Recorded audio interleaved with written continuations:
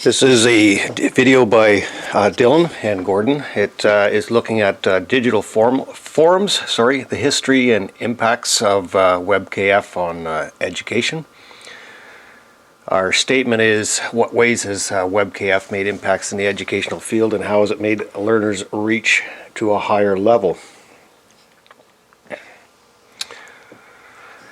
Our table of contents: learning and technology, the use of technology through education, a brief look at multi-user virtual environments, the impact of computer-mediated communication systems, or CMC, brief history of WebKF, similar programs but certainly not reaching to the extent that WebKF does, and the impact WebKF has made on the education field. Brief history at learning and technology. The historical trends in technology and their influence on education practice cannot be considered independently from advances in our understanding of how people learn. This is taken from Schrader, 2008, Learning in Technology, Reconceptualizing Immersive Environments. From this, we can follow the trends in the way people have interacted with digital technology while learning. As learning theories have changed, so is the way we use technology. At the start, we learned about computers. Much of the approach involves rudimentary information about hardware and operations that do not involve thinking, critical evaluation, or content or performance with the tool. This is taken Johansson, 2000. Students are taught how to use computer functions, such as how to use the hardware and to maneuver through the software. This is a direct instruction method that leaves no room for experimentation. Personal experience was to learn computers on my own. This is Gordon's personal reflection. Learning computers by myself, I've never had formal instruction. It's maybe have caused frustrating times, but my level of ease has greatly increased. The learning type is similar to back in the day, wiring up stereo components, basically through trial and error. Learning from computers was an idea that started with instructional television. As many of us older students may remember, when these televisions and the connecting box were wheeled into the classroom, this caused great excitement, but the teaching methods did not change. We would sit, and instead of the teacher lecturing, the television became the lecturer. Even the most sophisticated models of artificial intelligence failed to account for individual student needs and were unable to adapt to instructional changes, and as a result did not have a major impact in schools. This is Reisner, 2001. Similar to learning about technology, learning with technology implies a change in knowledge as a consequence of technology use. Schrader, 2008. Teachers using technology often are not required to change their practice of delivering curriculum. An example would be taking handwritten notes from, say, 10, 12 years ago that used to be just written out on the board and turning them into text on PowerPoint slides. Learning with technology has raised the level of learning through the use of mind maps, text-to-speech, and speech-to-text programs. Those are examples of three examples of many. The student using technologies such as the before mentioned are better able to focus on problem solving as opposed to the mechanics of creating essays or other assigned work. Intelligent technologies can be used in partnerships with humans. As a result of these partnerships, humans can engage with content, think and achieve goals that were otherwise impossible individually. Solomon et al., 1991. We'd like to present the idea of a person with a learning disability in reading. No matter how hard they try, they are unable to process text. A reading tool frees this person from the mechanics of reading, allowing them to access the information that they want and allowing them to start thinking at higher levels without the worry of the actual mechanical processing. Learning in technology has come about with virtual reality. Another way to describe this immersion integration, and depth of use is to suggest that users function, learn, and interact within the technology. This is Potska, 1995. Examples of learning in technology are the popular virtual worlds in the gaming industry. These worlds have come to be known as multi-user virtual environments, or MUVEs. MUVEs present opportunities for expert apprenticeship, collaboration, and goal-oriented problem solving. This is Schrader, 2008. From computer-supported intentional learning to knowledge-building environments, Scardamelia Berater, taken from the Cambridge Handbook of the Learning Sciences, and I wasn't able to find a date for that. In 1983, Berater and Scardamelia looked to change the way information flows in a classroom. They designed a program called Computer-Supported Intentional Learning Environments, CSILE.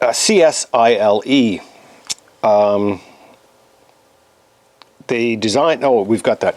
Dylan will be speaking about computer-mediated communication systems in a couple of slides. Referring back to the CSILE, this was done because they believed that one of the greatest resources in the classrooms were being wasted, and that is the students. CSILE restructured the flow of information in the classrooms, so questions, ideas, criticisms, suggestions, and the like were contributed to a public space equally accessible to all, instead of it all passing through the teacher or as an email and text passing through individual students. This is Scardamelia Berater, 1991. So our next generation of CSILE is called Knowledge Forum. Before we look at WebKF, let's look at the history of it. And we are going from intentional learning to knowledge building, with the two of them combined being more powerful. The following timeline was taken from a brief history of knowledge building, and this was found in the Canadian Journal of Learning and Technology, fall 2010, an entry by Scardamelia and Berater. 1997 to 1983, they had knowledge telling and versus knowledge transforming. And basically knowledge telling was they are having students just basically describe what they know to the researchers. 1983 to 1988 was the development of intentional learning and cognition. And 1988 to the present has been the development of the idea of knowledge building. And one of their study students, a young student, came up with the description: knowledge building comes from the awareness that the more you know, the more you realize what you don't know. Over the past few years, technology has been growing in many different ways and has become an essential tool that's used in a person's life. For instance, one area where technology has grown is in the educational field, say with adult learners. Technology has provided many learners with many benefits and in different ways in learning through their education, which allows them to be successful at a higher level. One type of technology that's provided learners to achieve this higher level is computer-mediated communication systems, CMC, and this has provided learners with a different way in learning, and information exchanging is done through technology. Because of this, the learners have accessibility to share information with one another and also with their professors and tutors. One of the more successful CMC systems that we are obviously looking at is through the education is the WebKF. The reason it's a little bit higher higher up is that it is, instead of a threaded conversation, WebKF becomes a web of ideas being exchanged, looked at, and then ideas reposted so that the actual learning can be followed, which is the interesting thing. So you can see the ideas as they are developing, as opposed to threaded type delivery methods, which you do not see that evolution. The qualities that WebKF brings to the learners is, as we were saying, able to share information, create a type of connection relationship with the teachers and fellow students. It's the peer-to-peer is one of the more important aspects of it. You learn and exchange information posted with your peer students, and your information can be expressed in different types of formats. Basically, it creates a virtual community. Similar programs, but I'll digress with Dylan on this one, is Google Documents, WebCT, and Blackboard. My personal beliefs of Blackboard and WebCT are threaded and a lot more brutal than WebKF. They don't offer the web, they don't offer the proof of learning.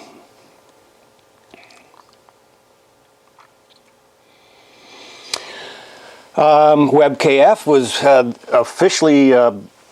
officially launched in 1988. It was financed by Apple, and has been developed since then. It's provided a different aspect and way for learners to express how their ideas are formulated, and they're able to show their knowledge building is what WebKF is able to do. Basically, adult learners are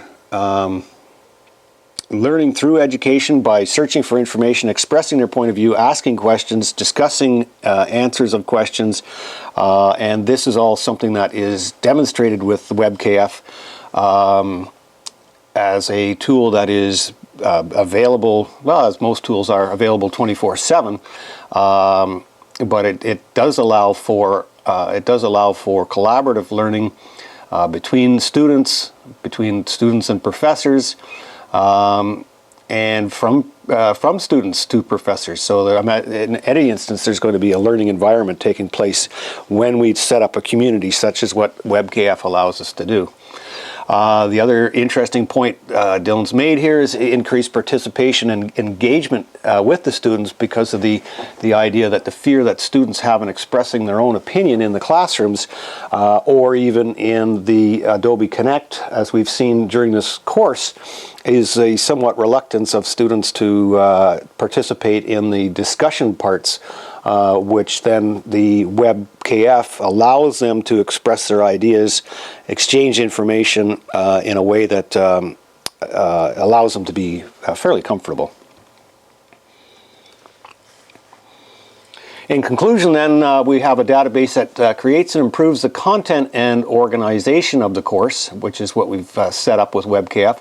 The WebKF has become one of the most successful CMC systems in the educational field. It is used worldwide. It's provided learners a different way of learning that makes them more engaged into the course, which is, I can attest to that. The future of WebKF will constantly be improved on, and will provide ways for learners to reach a higher level of learning, assuming that they participate in it as a community, which is what it's designed to do. Our synthesis questions: how has WebKF benefited you throughout this online course? In what ways do you see yourself using WebKF throughout your education? After listening to the presentation, what are some of the benefits of WebKF that was stated, and how can you relate to it?